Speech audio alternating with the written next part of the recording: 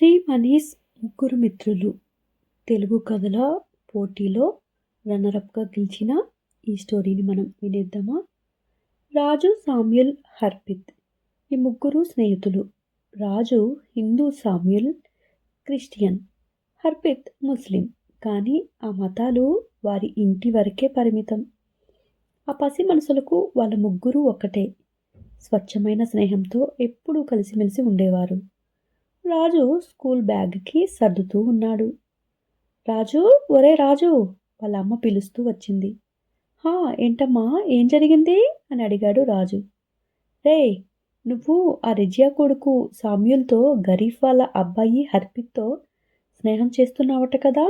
చెయ్యొద్దు అంటే వాళ్ళతోనే తిరుగుతున్నావట కదా. నీవు ఎన్నిసార్లు చెప్పాను నేను నీకు వాళ్ళతో తిరగవద్దురా. మన కుల పెద్దలు ఒప్పుకోరని నేను చెప్పిన మాట నువ్వు వినవా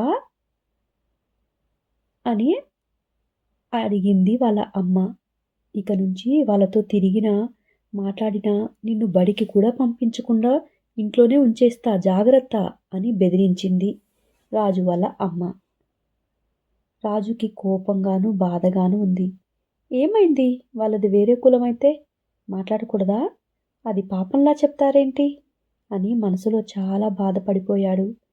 చాలా దిగులుగా కూడా ఉన్నాడు. ఇంకా స్కూల్కి వెళ్ళిపోయాడు ఏమీ తినకుండా.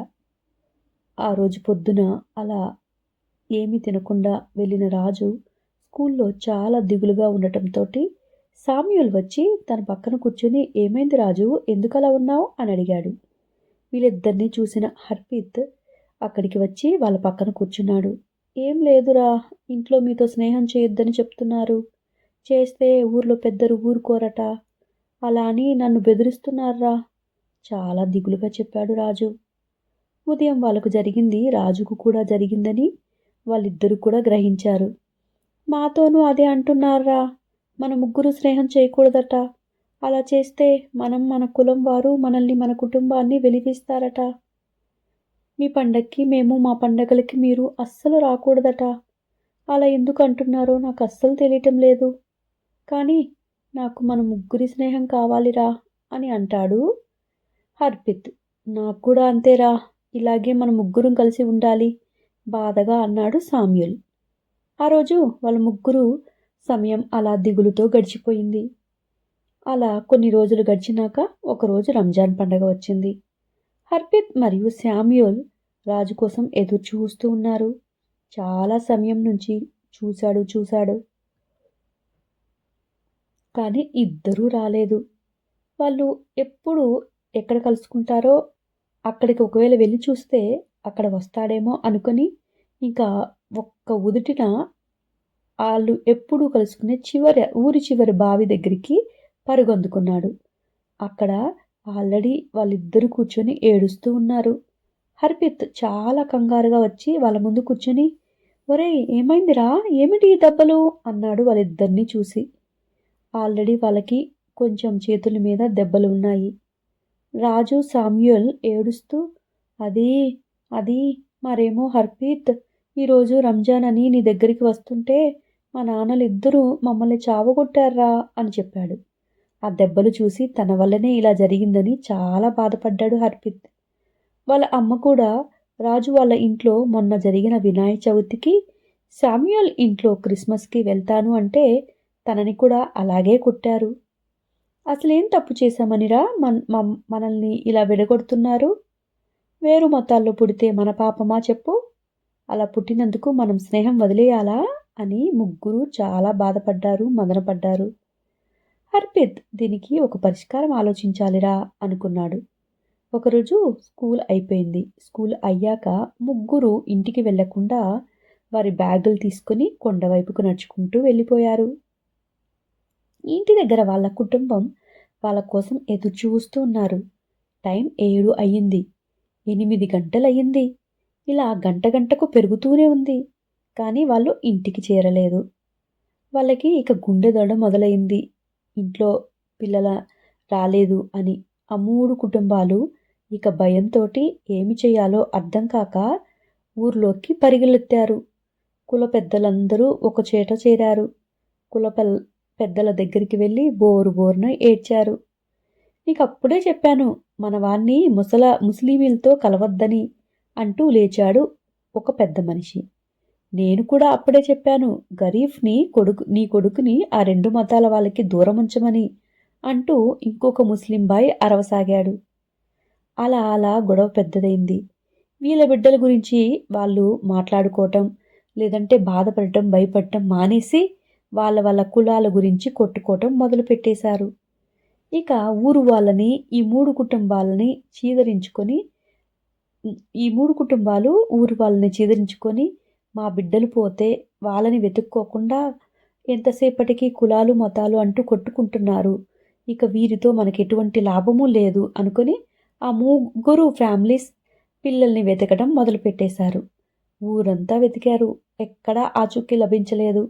అందరూ ఒక గంటకి పైన అంతా వెతికి వెతికి వెతికి ఇక ఏమి చేయాలో అర్థం కాక ఒక చెట్టు దగ్గర ఉన్న ఆ గట్టు మీద కూర్చొని ఏడుస్తూ ఉన్నారు.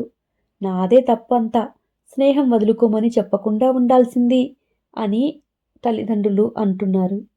హర్బా బేటా అని తలుచుకుంటూ ఏడవసాగాడు గరీఫ్. అవును, మన వాళ్ళని మన పిల్లలు ఎక్కడికి వెళ్ళిపోయారో మనమే వాళ్ళని ఇబ్బంది పెట్టాము అని అనుకున్నారు. రాజు అమ్మ నాన్న మరియు శామ్యూయల్ తల్లిదండ్రి బోరున విలపిస్తున్నారు. చీకటి రాత్రి పడవస్తుంది. అప్పుడే చిన్నగా దీపాలు ఒక్కొక్క ఇంట్లో వెలుగుతూ ఉన్నాయి.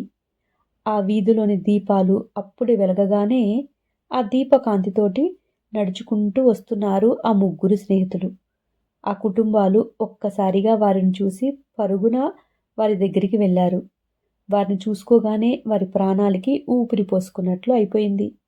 నాన్న రాజు అంటూ ఏడుస్తుంది తన తల్లి.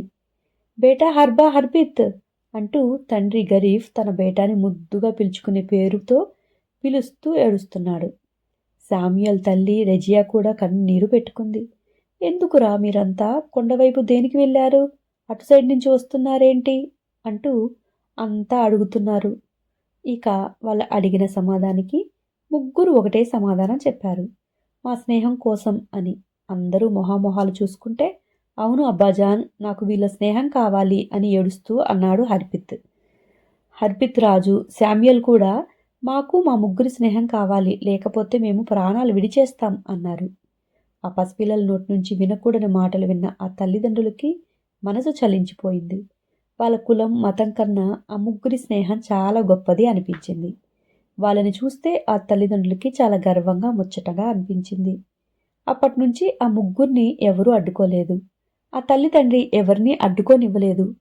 ఒకళ్ళ పండగల్ని ఒకరు చాలా సంబరంగా జరుపుకున్నారు.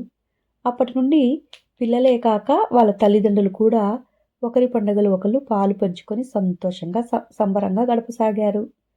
ఇక వాళ్ళేమో బిర్యానీని, శర్మ వాళ్ళ ఇంట్లో నుండి పాయసాన్ని, ఇక శామ్యూయల్ వాళ్ళ ఇంటి నుండి కేకుని తీసుకువచ్చి 3 పంచుకొని హ్యాపీగా ప్రతిరోజు స్కూల్లో తినేవాళ్ళు.